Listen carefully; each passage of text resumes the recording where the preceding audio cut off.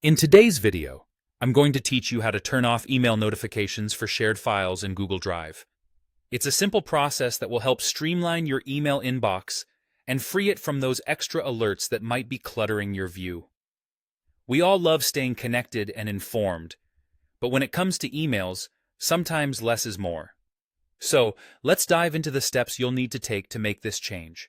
First, open up your preferred web browser and navigate to Google Drive. You can do this by typing drive.google.com into the address bar at the top of your browser, then hitting enter. Give it a moment to load, and you'll find yourself staring at the familiar Google Drive interface. If you're not already signed in to your Google account, make sure to do so with your credentials to access your Drive. Once you're in Google Drive, turn your attention to the upper right-hand corner of the screen. You'll see a gear icon sitting there, waiting to be clicked. This is the settings icon, and it's your gateway to customizing your Google Drive experience. Click the gear icon, and a drop-down menu will appear. From this menu, select the option labeled Settings.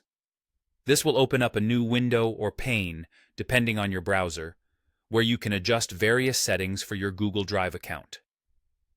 Next, look over to the left-hand side of this window. You should see a list of different sections you can navigate to. What you want to do is click on Notifications. As soon as you do, you'll bring up a section dedicated to managing how and when you're notified about activity in your Google Drive.